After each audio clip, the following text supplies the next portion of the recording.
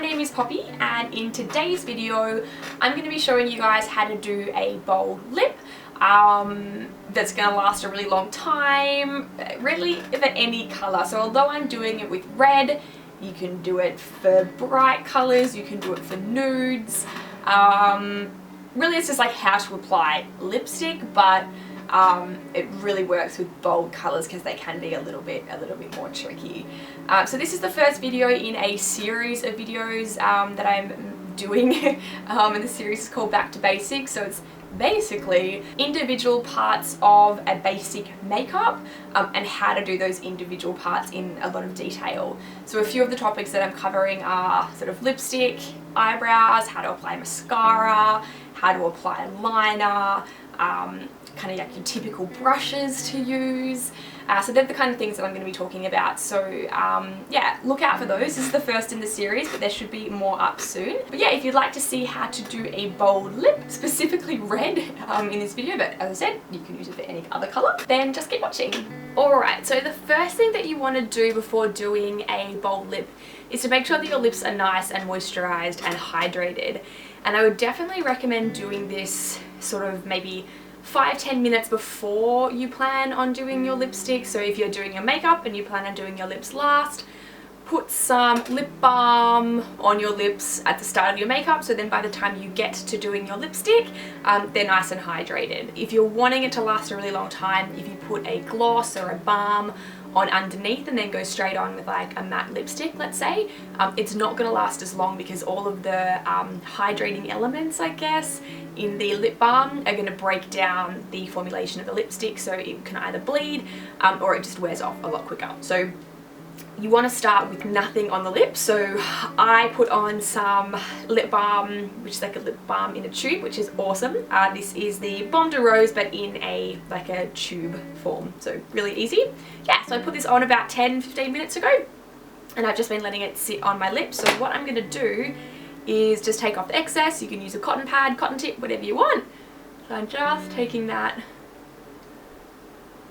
off, just so there's no residue on my lips. And I guess the reason for that is, as I said before, if you go on with like just dry, nice hydrated lips, to begin with, your lip liner is actually going to be able to grab on to the lips as opposed to just mixing in with the lip balm.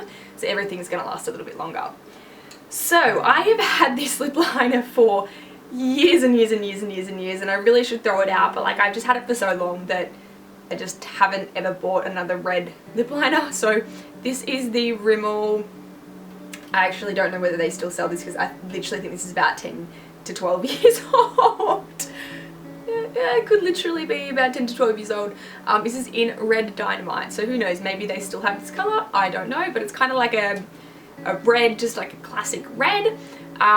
So what you want to do is make sure you don't kind of lick your lips or anything beforehand. You really do want to keep them as dry as possible.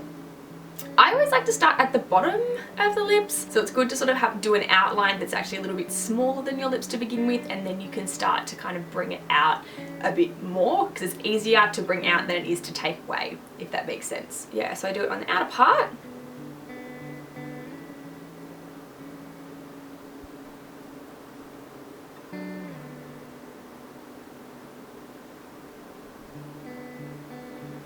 Just to get that base kind of right, and then I'll stretch my lips. Go over that a little bit more. And then I kind of leave it at that, and then I'm going to do the top Cupid's bow. So really what you want to do is you want to do like a soft kind of outline beforehand and do it little bit by little bit. If you're just kind of starting out with red lipstick or really bold lipsticks, if you try and do like a really big one straight off, it can be quite wonky. So if you do it little bit by little bit and then kind of stand back a little bit and see what you've done, it's a lot easier to kind of see how you've gone as opposed to just going for it and then being like, oh, what have I done? I kind of stretch the lips a little bit.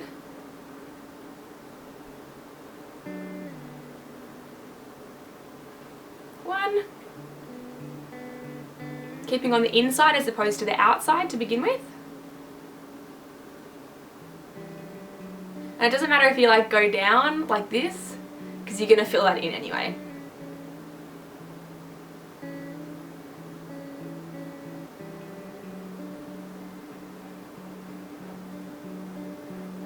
Cool. I then start to colour the inside part in. So you can kind of see it a little bit more. Same thing with the top. Just kind of stretch my lips so you can really get into the crevices.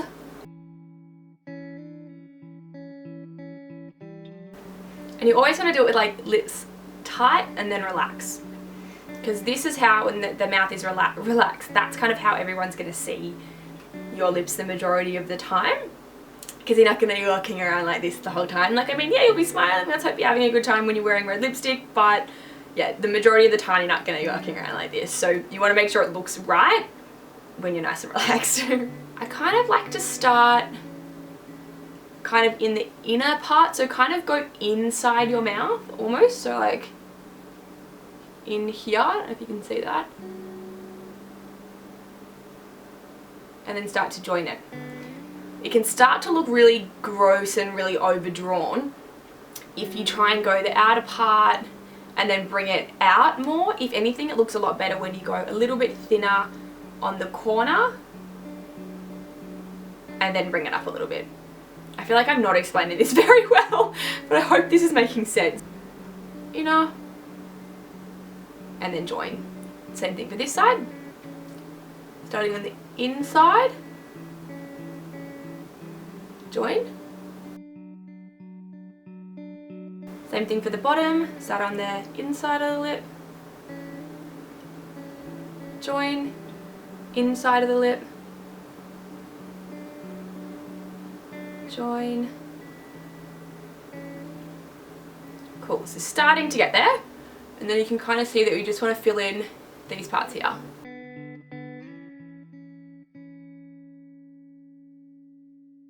Then once you've got the inner part down pat and you feel like you've got a really good shape, if you want to overdraw the lips, kind of do the same thing, starting on the inner part and just start to bring it out little bit by little bit. As I said at the start, it's so much easier to add than it is to take away. You don't have to worry about concealing. Now, if you find that you do get like it's a little bit wonky or it's not quite how you want it, what you can do is you can go in with a concealer brush, something that's quite dense, just so you're going to get a really sharp line. You can go in with your concealer, and you just want to add a tiny bit to the brush. You really don't want too much at all, and you can just kind of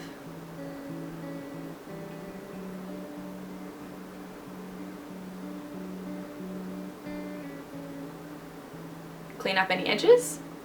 And you want to make sure that you kind of wipe it off as well, because if you have touched any red lipstick on this, you don't then want to be smearing that around. So if you sort of do a little bit,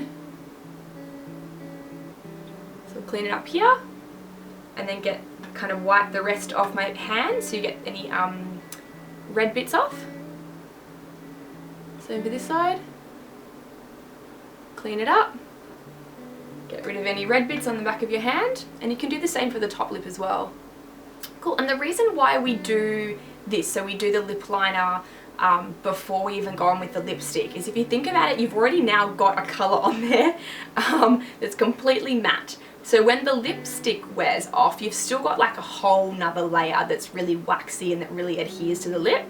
So it's going to last a lot longer. So it's kind of like if you're wearing a gloss over the top or a sheer lipstick, by having a filled in lip liner, it's just going to prolong the wear of it a lot. But it's also kind of like a waxy barrier, so the lipstick isn't going to bleed or kind of creep out past the outer lip line. So I'm now going to go on with a lipstick. This one is a NARS Audacious lipstick in Annabella. It's one of my absolute favorites. I love it so much. So with the lipstick, you want to make sure that you're keeping it inside the lines of the lip liner as opposed to going out, because as soon as you go out of that fence, it's just going to keep bleeding out, unfortunately. So you want to keep it kind of inside the lines, but as close as you can to those lines. So I kind of use the point of the lipstick to kind of just dot here, get that, and I pull down, use the tip, pull down, and then I'll do one of these ones and really lightly do the inner part.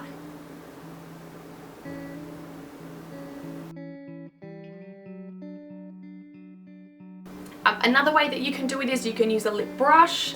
So it'll look like something like this except a little bit smaller, or even just using your fingers. So if you just get a little bit on your ring finger and then either slide it on, pat it on, and then rub them together. Now here's a really important tip as well. Sometimes if you have an uneven lip ratio, if you rub your lips together too far, if that makes sense, you'll start to get the lipstick running under the lip line. So when you are rubbing your lips together, just do it slightly so neither the top lip or the bottom lip is overlapping with the other one, if that makes any sense. So just like a little so weird, just like a little kind of smushing together of the top and bottom lips, and there you have it. So yeah, that's kind of how I do a bold lip. Obviously you can do it with any other color, it doesn't just have to be red. Just remember to make sure you do a lip liner, fill it all in so it's going to last a little bit longer, and then when you're applying the lipstick, keep it within the edges, don't go out, otherwise you're going to get a bit of bleeding. Alright, thank you so much for watching, guys. If you do want to see more of these videos, then make sure you give this video a thumbs up and subscribe as well. I'm going to have 6 other of these videos, so I'm going to do 1 each day for a week. So there should be 7 of these videos at the end of this week, which is exciting! So make sure you subscribe to see those pop up in your email or your newsfeed or whatever you call it these days on YouTube. But yeah, I hope you guys liked it, and I will speak to you in my next video. Bye!